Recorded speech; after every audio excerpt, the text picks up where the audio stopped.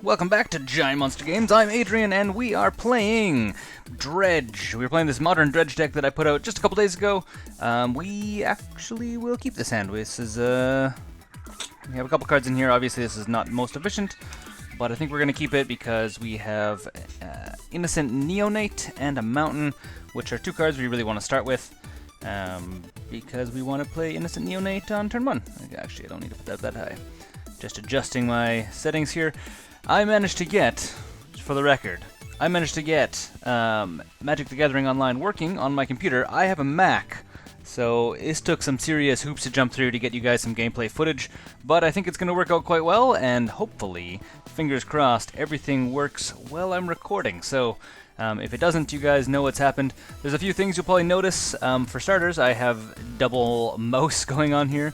I have a black one and then a white one underneath because in order to make this work, I had to make, or I had to get a program that runs a virtual Windows machine on my computer. So that's how it works. Yeah, that's how it's all going on. If you guys want a tutorial on how to run Magic the Gathering Online on a Mac, I can show you how I installed this. I've played a number of games already, so I do know it works, and I've figured it out. I haven't actually, before I actually installed this, I'd never played MTGO, so I had no clue how half these things worked. They're playing a 377 card deck. What are we playing against that runs 377 cards in their deck? Oh, okay. Main phase, starting with me. Okay. Let's kick this off by playing a Mountain. And then we can play Innocent Neonate right away. Get this on the table, and because we have a Dredge creature, let's sacrifice him off and get this thing going right now. Hopefully we'll actually hit some stuff we want. Discard Golgari Thug. And then draw Golgari Thug, or Dredge Golgari Thug, I should say. And nothing of good. So let's ship the turn. You can play that. Our opponent makes it so their Mountain could be a creature if they want it to be. I'm not 100% sure why they would want it to be, but because that card doesn't seem very good to me. I don't think I would ever actually play it in a modern deck. We'll see. We'll see what they think. Stinkweed Imp, yes. Let's do that. Let's pay attention to what I'm actually doing here. Still getting used to MTGO, so you're going to have to forgive me. I'm not super familiar with when it's my turn and when it's my opponent's turn, or when it's my priority, I should say, is more accurate. We will Hellspark Elemental, which will then, at the end of the turn, because we're going to swing in with him, end of the turn, it'll we have to just sacrifice him, which means he'll go to our graveyard no matter what, so it's kind of safe for us to play him. And then, next turn, if we don't have any other options, which right now it doesn't look like we have very many options, we will be able to flashback him out of our graveyard, and then we'll actually be able to get some damage in, / trigger our Prized Amalgam. So, swing, and for those that don't know, so Hellspark Elemental is a 3/1 haste with trample, and our opponent, or at the end of our round, he has to be sacrificed. He also has flashback for the same cost, so I mean he's not the most effective or efficient casting cross creature. Like a 1/3 for 2 is not very good, but he does have that flashback, which makes him quite handy because we can actually play him out of our graveyard, which is the kind of the tactic of why we have it in the deck, is so we can use him to trigger our Prized Amalgam and other things we need to get from our graveyard onto the play. So our opponent literally just played a Dragonskull Summit as well. So I wonder if they're playing some kind of budget deck as well. It's completely possible. And we totally drew something we did not want to draw. So yeah, might as well Hellspark Elemental it up. Yep. Which will trigger our Prized Amalgam, which I should show us a little thing right here. And let's go swinging. Go swinging! Like swing dancing, but not swing dancing. You can go. And then we can ship the turn. Bam, bam, bam. Okay, so there we go. We now have our Prized Amalgam on the table. We're not doing very good yet. Usually this deck is quite a bit faster on the beginning of the turn. We don't have to be, this is turn 3? Turn 3 for our opponent, so yes, we're going to be going into our turn 4. Usually we're well underway at this point, and so we are a little bit on the back burner here. just because we didn't have an amazing hand to start out with, or we had an okay hand, but we didn't get anything good out of our Dredge. Our opponent played Carol Keep, okay, so he can make tokens. So our opponent is playing some kind of token deck, I'm assuming. We are just going to play Faithless Looting, which means we'll draw 2 cards. We don't have anything on our graveyard, so why not? We can ditch our Stinkweed Imps, and then we can play another Faithless Looting. Bam!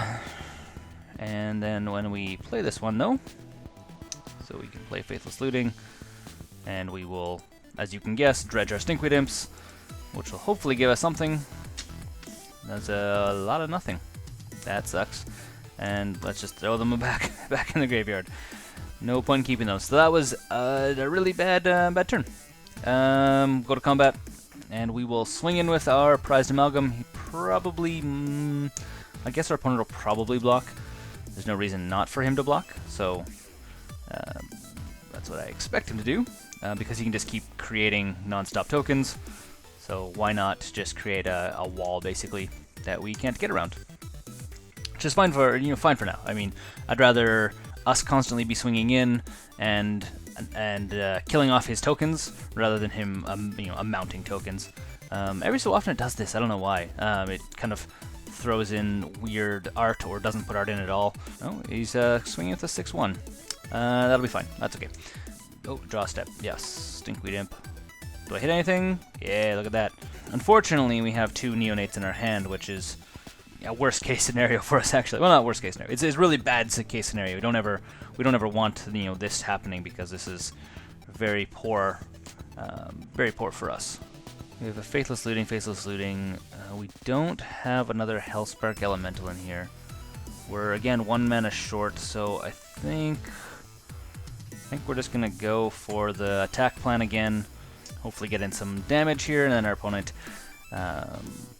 will probably try to do the mountain thing again next turn. Okay, opponent's turn. What are they doing? They're playing another island. So this is where the opponent is either going to start getting the upper hand on us. This is actually what I'm assuming is going to happen, is they're going to get the upper hand on us. Ideally... Oh, we could have Dakmor Salvaged. That's what we should do next turn, is salvage, so we can get that extra land we need, because we seem to be short on a land. So yeah, let's salvage. So we'll actually play salvage, but I think getting some extra creatures on the battlefield is going to be handy if he starts getting big, and we are going to swing in with both. He'll probably chump with his Goblin, his Cabal, I think it is, against our Prized Amalgam, which, it's fine by me.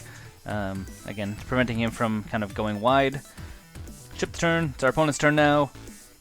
You're gonna have to forgive me. I'm not used to talking commentary-wise. Yeah, let's Stinkweed Imp it up. Hopefully... Oh yes, look at that. So we're gonna, instead of playing something out of our hand, we are going to play our Extractor Demon, which is gonna give us a 5/5 flyer. Which our opponent obviously can't deal with unless they have something in their hand. They totally could. It also trigger this other Prized Amalgam, which is awesome for us. And the opponent scoops. Let's go to our sideboard. I'm not gonna actually change this deck. I'm just gonna run it back the way it is. Assuming when you're running 300 and some odd cards, you don't have a sideboard, because what's the point of changing out like 3 cards for a game? This is a much better hand than last time, so we will actually keep this. Minus, obviously, Narcomoeba is not something we want to start with in our first turn, and let's literally rinse repeat of what we did last time. So throwing down Insolent Neonate. As soon as it hits table, we're just gonna sack it off and do the same trick as last time. Pitch Stinkweed Imp, and then draw. Oh, look at that, dredging Stinkweed Imp. So we have Prized Amalgam. We have Rally the Peasants in there, so if we do get a board state that's interesting, we can totally be casting that. Again, I really don't have a clue what our opponent's doing in this scenario. It seems very strange to me.